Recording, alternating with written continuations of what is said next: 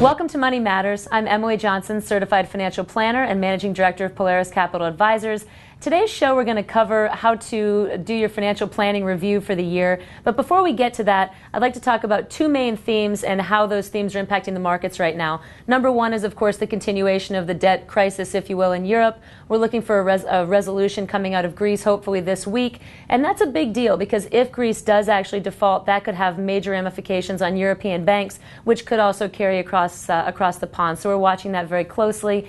The other thing that we're watching is the earnings reports coming out of U.S. corporations right now. And by and large, those have been somewhat mixed.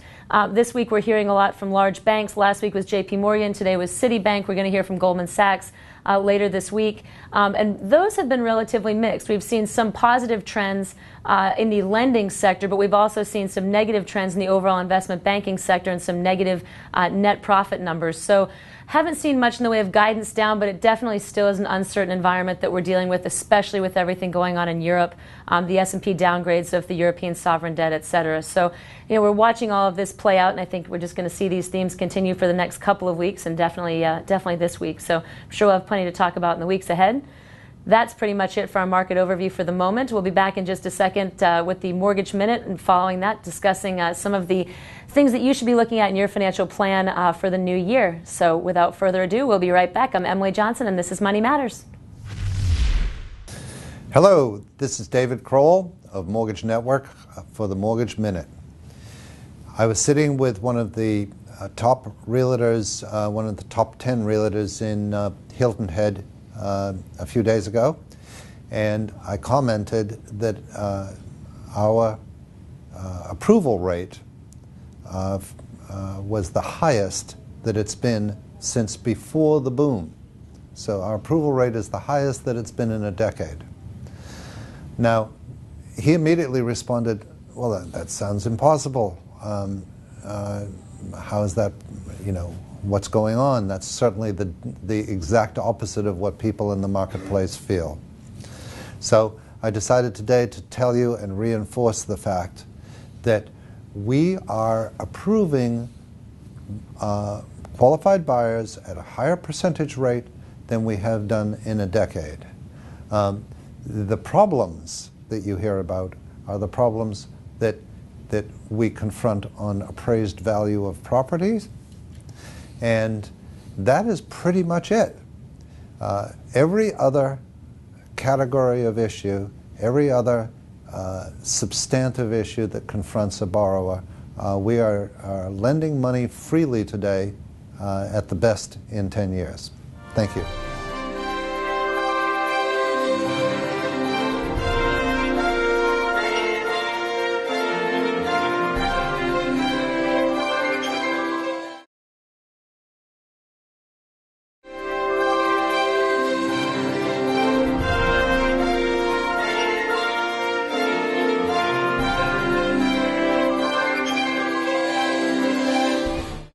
Welcome back to Money Matters. So today I want to talk a little bit about 2 or 3 unique aspects of your financial plan. And there's lots of components to a financial plan. If you've ever sat down with financial planning software or with a financial advisor, you know that there's lots of variables to take into consideration. It's not just your investments and what you assume for returns on your investments, but it's also what's your savings rate, what's your spending rate, what are your assumptions for inflation, et cetera, et cetera. There's lots of different components.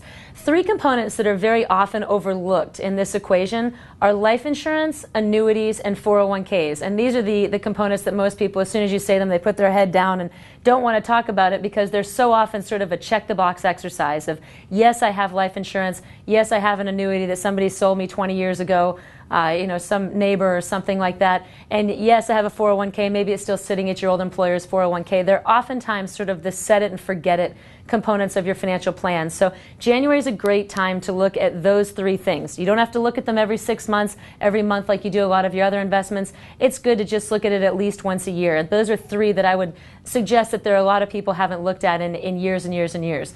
So let's start with the most exciting of those, and that is life insurance. And I would suggest with life insurance, you probably want to, if you haven't reviewed your life insurance policy in the last 5 years, you at least want to take it out of its envelope, out of the coupon book, whatever, sort of mechanism it is that you receive your statements in. Take a look at it. and there are some very specific things that you want to look at when it comes to your life insurance. First and foremost is going to be protection. You bought life insurance for protection in the event that you pass away and are no longer able to provide for your family. If you're young, it might be that you bought term insurance so that you can cover those expenses for your family. If you bought permanent insurance, whether it be whole life insurance, universal, variable universal life insurance, and this could be a whole nother show. If you buy any kind of a permanent form of life insurance, chances are you're buying that for estate liquidity, meaning you have an estate that is made up of real estate, property or real property, investments, cash, etc. And of that, you need to have a certain amount of liquidity that will cover the taxes on your estate when you pass away. So if you've bought life insurance, whole life insurance for that purpose, and that's the protection that you're looking at, you need to make sure that your life insurance is still meeting that need. And what I'm meaning there most specifically is if you have any kind of a variable form of life insurance or even a universal form of life insurance that may not have kept up with expectations over the course of the last couple of years. 2008, 2009 wreaked havoc on a lot of estate plans. 2010 probably and 2011 probably did as well. So you need to make sure that the cash value and the death benefit of your life insurance are actually keeping up with what your expectations are. For example, if you thought that you purchased $1 million death benefit in whole life insurance, but it has a variable component to the growth, and that variable component hasn't kept up, you might now have a $500,000 death benefit on your life insurance, and that could wind up causing your family, should you pass away, to have to sell hard assets, sell real estate at a fire sale just to be able to cover the taxes on your estate. So it can be a very, very expensive mistake to make sure that, or to not look and see whether or not your death benefit is keeping up with what your expectations were when you first bought it. So that's number one, is just protection. Number two is going to be the annual premiums and the cost. Life insurance is constantly changing. So the structure of life insurance is constantly changing. They're constantly evolving. Different carriers are coming into the market. Carriers are leaving the market. Companies are merging, etc. And there's just a lot more bells and whistles now than there were even 3 years ago. So you want to look and see, is this the most cost-effective and cost-efficient life insurance policy that I can possibly have? Are there some that are less expensive? And also, are there other riders and other things that are available, supplemental benefits on life insurance now that might not be available on your current policy, or things that you can add on? Most notably is long-term care. Lots of carriers, lots of issuers have started adding a long-term care rider or supplemental benefit onto a life insurance policy. This can be very, very important, especially if you are, say older than age 62 or so, 62, 63, when long-term care insurance can become very expensive.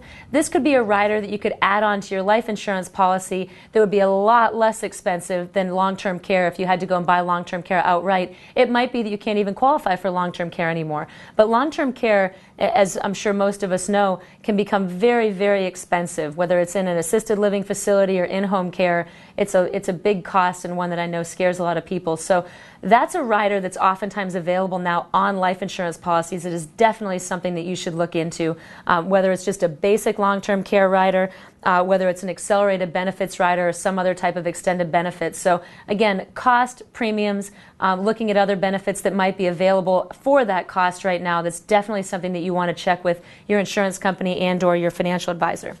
Next thing you want to look at is going to be the ownership structure. Sounds really simple. Who owns this policy? Is it the insured that owns it? Is it a spouse that owns it? Is it your ex-spouse that still owns it? I mean, there are a lot of things that people forget to change following a divorce or other life changes. So you want to make sure that the ownership structure is appropriate for your estate, for managing your estate taxes. If you set up a trust, it might be that you want the trust to own the life insurance policy. So it's a good conversation to have with your financial advisor and also with your estate planning attorney if you're looking at making changes there. Next thing to look at, number 4, is going to be your beneficiaries. Do you have any life changes that might want to cause you to change your beneficiaries? Are your beneficiaries right now a class, such as children as a class or grandchildren as a class? Do you want to have a class for beneficiaries, or do you want to bring in individual names, such as specific grandchildren, or and any other life changes that have occurred that you might want to bring in spouses, from children's previous marriages or something along those lines? It's very important to look and see whether or not those any beneficiary changes need to be made, and whether the beneficiaries that you have listed are still accurate at the moment, because it's amazing, as they say, life comes at you fast, and you want to make sure that your policy keeps up with that. And then the last thing that you want to look at is the cash value in the investments. So most forms of permanent life insurance, whether it's whole life, universal life, variable universal life, have some kind of a growth mechanism for the cash value. If you say put $1 into any kind of a permanent life insurance policy, a certain component of that, whether it be 50 cents or 70 cents, depending on how long you've held the policy, will go towards your savings. You actually have a cash value there. That cash value can be really, really beneficial in the later years. And policies that you've held for a long time, you want to look to see several things. One, what was the guaranteed interest rate that you have, or guaranteed growth rate that you have on that cash? Two, if it's variable, what are the investments that are available? How has it grown? Has it kept up with inflation? Do you want to make changes to those investments? How frequently can you make changes to those investments? Next thing that you want to look at is that cash value that's there. Do you want to use that cash value as a form of income in retirement?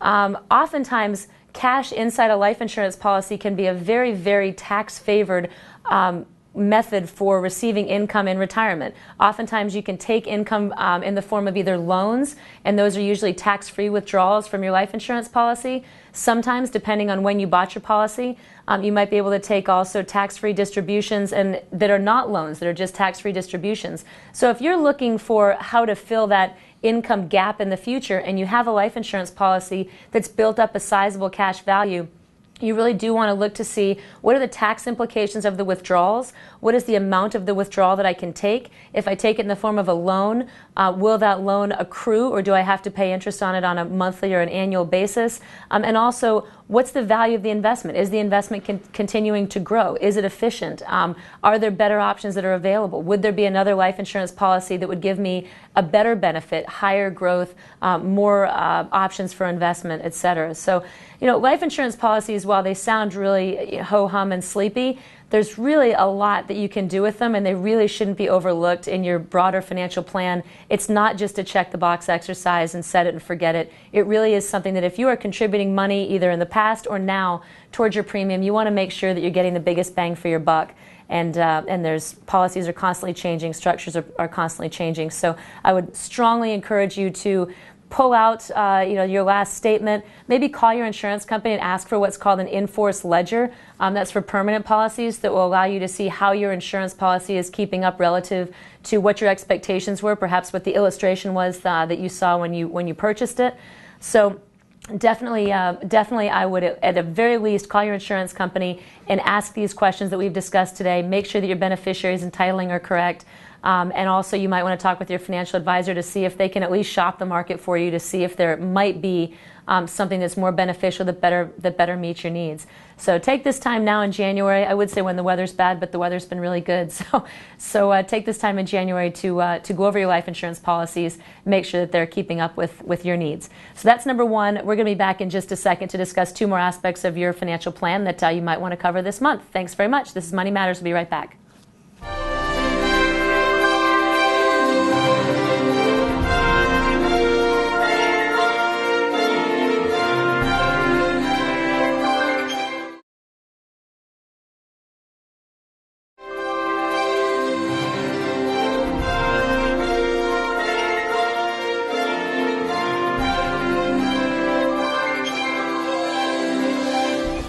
Okay, welcome back to Money Matters. So I want to discuss two more aspects of financial plans that often get overlooked. And the first one is annuities. Again, a ho-hum, don't want to talk about it type issue. You bought something from somebody's soccer coach 20 years ago and you haven't looked at it.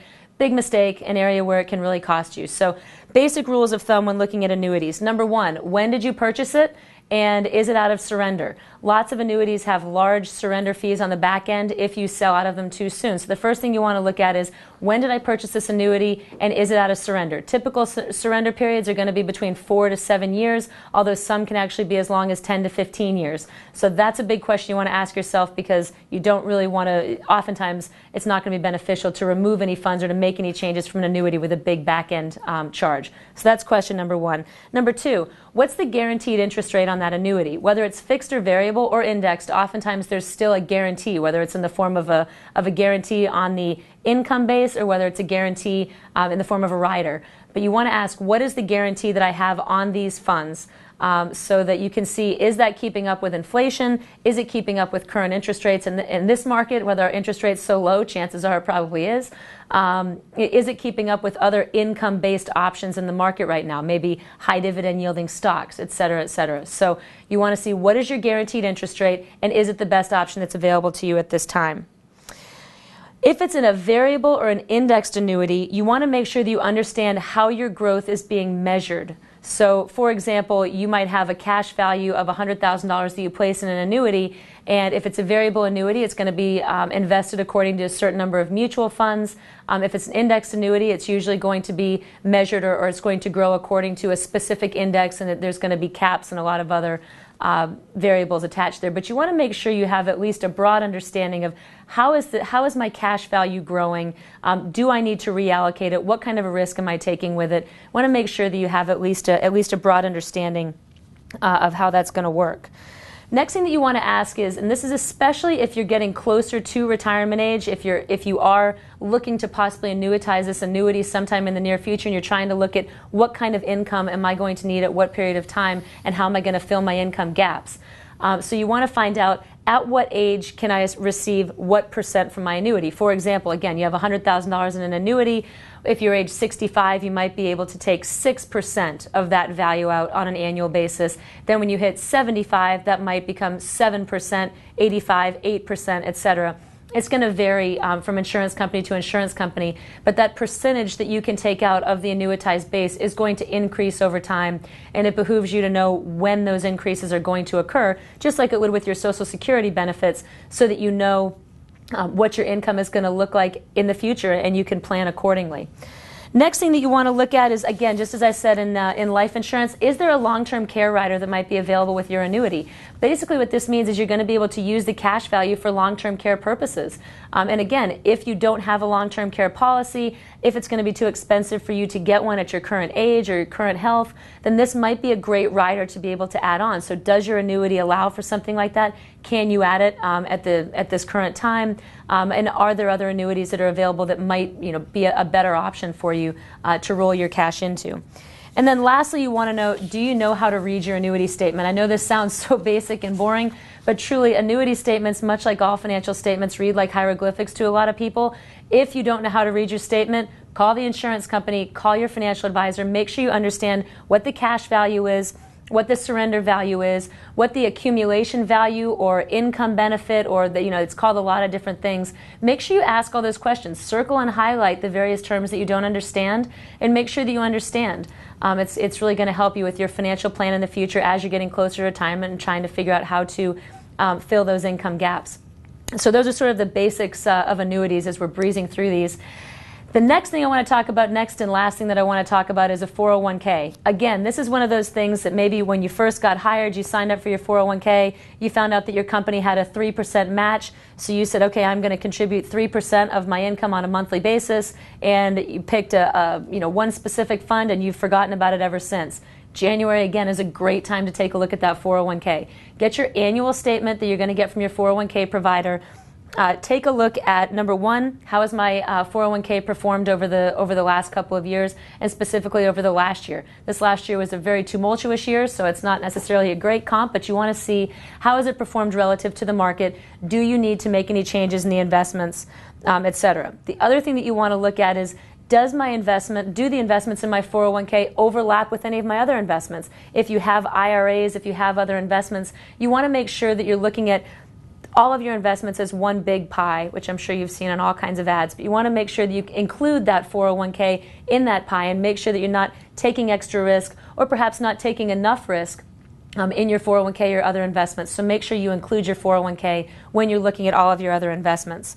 You want to look to see, this is number 3, you want to look to see, have any new funds or investments been added? Oftentimes plans will change. They'll remove managers, they'll add managers, they might add what's now called exchange-traded funds or index funds that are often less expensive than actively managed funds. Want to look to see if any of those options might be available, and perhaps substitute those in for asset classes that have not performed well over the last year. You want to look to see whether your company's match has changed. If when you first started working for the firm, they had a 3% match, and they've recently increased that to a 4 or even a 5% match, you want to make sure that you are contributing the maximum maximum so that you can receive the maximum benefit. If it's now 5%, increase your contribution to 5% if it's at all possible for your, for your cash flow situation. So you want to take a look at that. You also want to see if they've added a Roth option. Oftentimes, depending on your income, you might not be able to contribute to a Roth outside of your 401k. The 401k might be the only option that you have to contribute to a Roth. That, given your tax situation, could be a fantastic option for you. And then lastly, you want to see whether or not it's going to be more beneficial to contribute more to your 401k, or perhaps contribute only the maximum amount for matching, say 3%, 4%, to achieve the maximum matching from your employer, and then take whatever differential you're going to have in savings and contribute that instead to an IRA or to a Roth. So those are just very, speeding right through it, but those are some of the things you might want to consider when you're looking at your plan for this year. So number 1, take a look at your insurance policies. Number 2, take a look at your annuities. Number 3, take a look at your 401k. Again, oftentimes people just set it and forget it. You don't want to do that. It can be a costly error. So as you're taking a look at the year ahead and hopefully looking at it with optimism, take a look at those 3 things, see if any changes need to be made, and you will be acting proactively for 2012. So that's pretty much all that we've got to cover for today. Please check us out on Facebook. Please send me your ideas for future shows. We really welcome your ideas. It really makes the show so much better. So without further ado, that's it for this week. I'm Emily Johnson, and this has been Money Matters. Have a great week.